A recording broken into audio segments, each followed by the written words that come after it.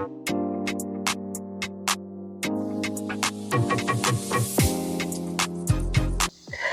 guys, so we are in the middle of the growing season and many of our flowers have started to fade, but there is an easy fix to get lots more blooms, and that would be deadheading.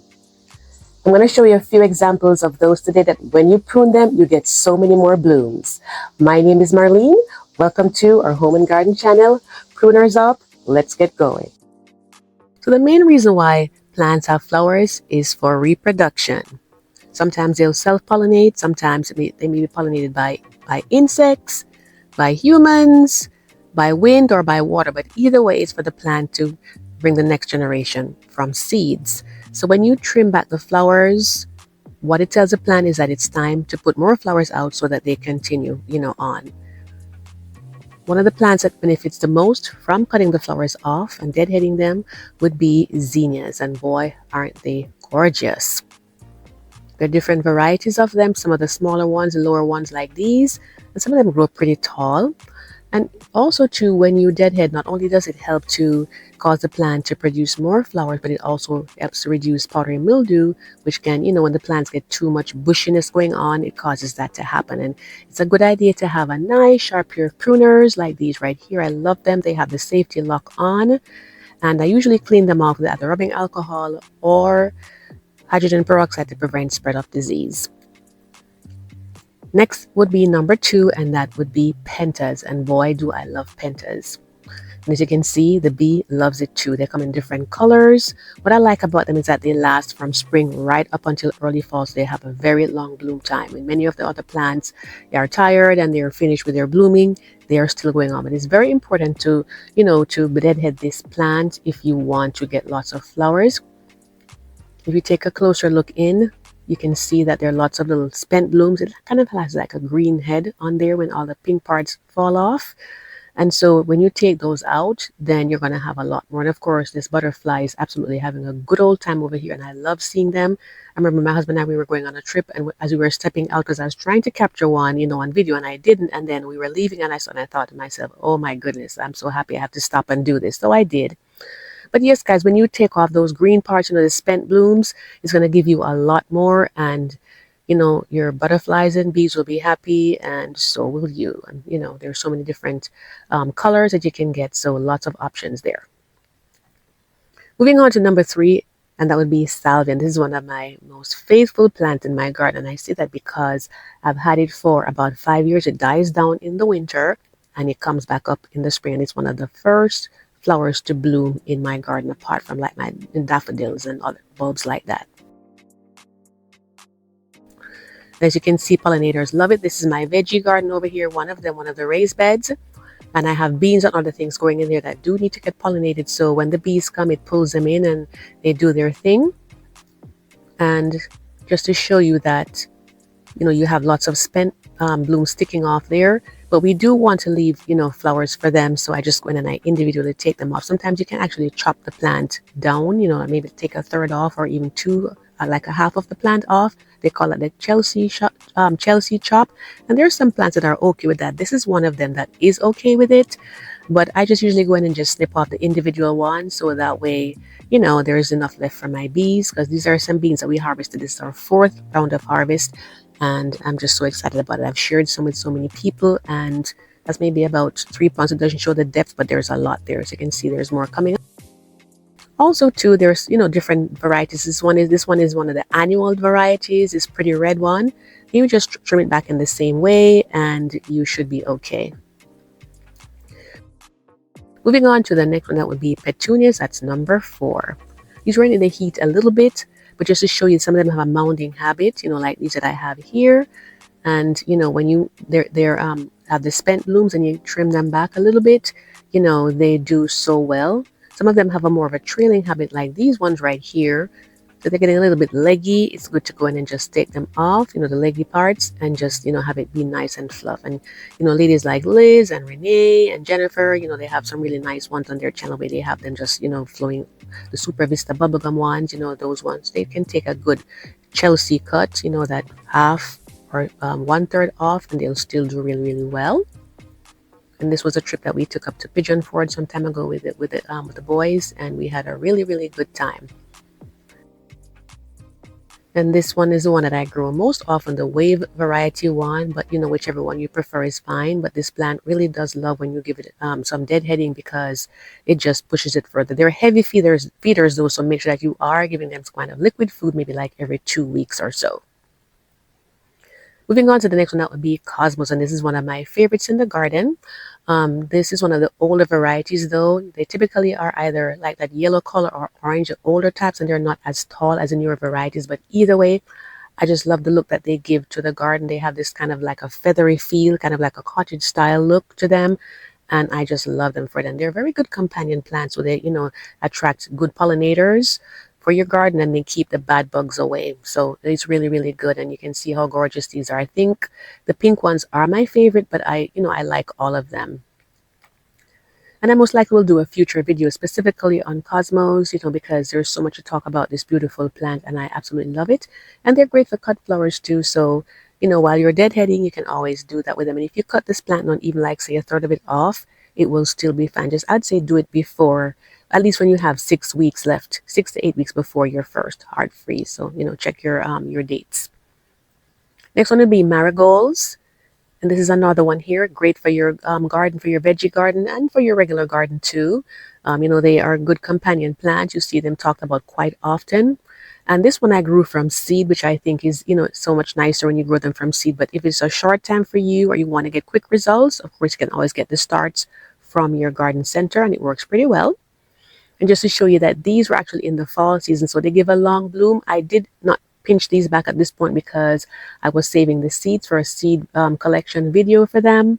But either way, guys, the more you pinch them back is the more that you'll get. And bear in mind that some of them may be sterile hybrids, so you may not, even though you save the seeds, you may not be able to get the following year. So just something to bear in mind. It would not be your fault, it's just a variety. And that's my sister's that she grew some years ago beside the Coleus, and we'll talk about Coleus a little bit further in the video.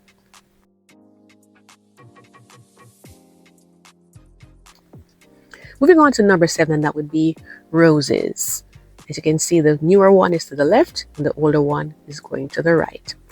And it's just such a wonderful plant to have in your garden if you are, liking roses. They can be high maintenance, especially if they're not the knockout varieties.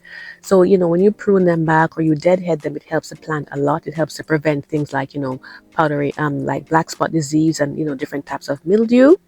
Just don't prune, your plants in general, though, if there's a heat wave.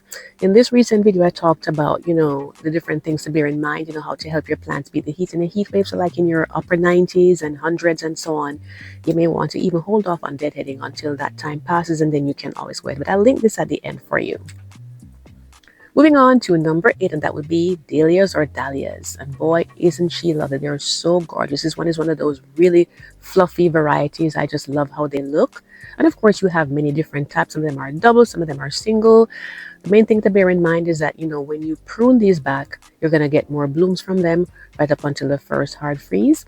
If you are like say in growing zone 8 and warmer, then you can leave the tubers, like the swollen roots that they store their food in, you can leave those in the ground, just mulch them over and you should be fine. But I'd say if you are in a colder zone than 8, then you may want to take up the tubers and take them in so you can have them, year after year. But boy, are they gorgeous. They come in different colors, different sizes, and there's one for everyone. This yellow one puts, Diane, this might be for you if you're watching, because I know you like yellow.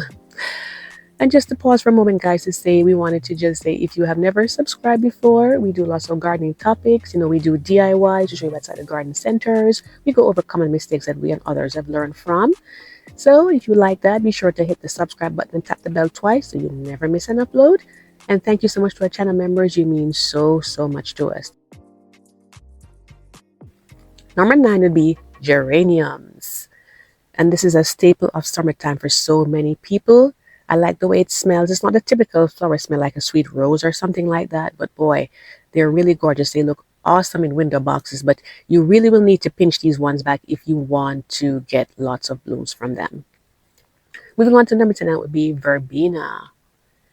And these are so gorgeous. Just look at them, guys. That purple and white color. I think this one is a newer variety because I hadn't seen this before this year. You can let me know if they were older than that, but they're so gorgeous. And they have a trailing habit the way they grow. And this is a lighter pink colored one. You can see they do really, really well in the hanging baskets. But of course, you can also put them in flower beds as well too. So when you deadhead them, you will get so many more, blooms from them. And these are going to go from spring right up until the first hard freeze. They can actually take a very light frost in some cases. And they do come back as short-lived perennials. There's also the variety too that's a taller variety like this one here. And it's the same situation. You would need to go in and, deadhead them. I'm going to talk about coleus. So typically coleus is grown for the foliage. It's not grown for the flowers so much, but they do have flowers. This again is the one from my sister's balcony garden that she had some years ago. And you can see that there are flowers on there and they are cute. I like them. And they're budding up with the marigold right there. But I would say typically we grow them for the beautiful colors of the leaves. And so if you want to have a lot more, you would need to pinch them back. But just to show you, so if you are growing them for the flowers, this is what they look like here. And you would still need to pinch them back, once you're spent like the ones towards the back that you're seeing right there. And most likely I'll need to do a future video on coleus because there's just so much to talk about this wonderful plant. And you can see that this one was pinched back and it looks really, really good. Lots of branching coming off at the sides. And I just can't say enough about them. They're just so gorgeous, and there's so many different types of coleus plants. And right here at the garden center, they actually snipped these back. I saw when they did it, and I saw how they came back too. They cut them back and they got lots more leaves. It's a feathery variety, but you have lots of different types. So just something to bear in mind, as far as color goes in your garden. Same is true for the polka dot plant, because these are typically grown for the color of the leaves and not for the tiny flowers that they do produce. So in order for you to get the best from them in terms of fluffiness and lots of color bursts and all of that, it is a shade plant though, you'll want to go in and cut them back. I waited a little bit too long to cut these back, but all is not lost at this point. But you just go in and snip them off lower down, and that way you can have lots more color. So we are talking about flowers, yes, but at the same time, if you want something that's going to give you color and it's the leaves that it's coming from, then it's something to bear in mind. And this video that I did recently talks about the ins and outs of growing polka dot plants, and I'll link it in the description box if you wanted to take a look at that whenever you get a chance. Next one would be coneflowers. By the way, if you're liking this video so far, be sure to give it a thumbs up. These are the beautiful early stages of the coneflower. I can see it looks a little more flat, almost like a broad-rimmed hat. But as they get older like this, it starts to look more like a shuttlecock if you play badminton, more like a conical shape is how they look at this point. These are some black-eyed Susans, and they're cousin to each other, and they behave in the same way. So if you trim them back early enough, then you'll get lots. But I've found for the coneflowers that when you cut them back earlier, you're more likely to get, a nice flush of blooms again. I think if you wait too far in the season when they start to get dry, it's more unlikely that you're going to get a lot of blooms. So just something to bear in mind. And what I usually do, though, to be honest, is I tend to just leave them because I like to see when the goldfinches come and they eat the seed heads. Some people even leave them up until, during the winter so that they have some food source. I tend to clean mine like, I'd say maybe like early to mid-fall to kind of tidy up the garden a little bit, but it just depends on what your preference is. But deadheading definitely will give you more blooms. So I looked at lots of different options for you here as far as, the different ones that are there. But I may have missed one or two, and we're here to learn from each other. So if I did miss any that you really like to deadhead, I'd love to hear from you in the comments which ones those were.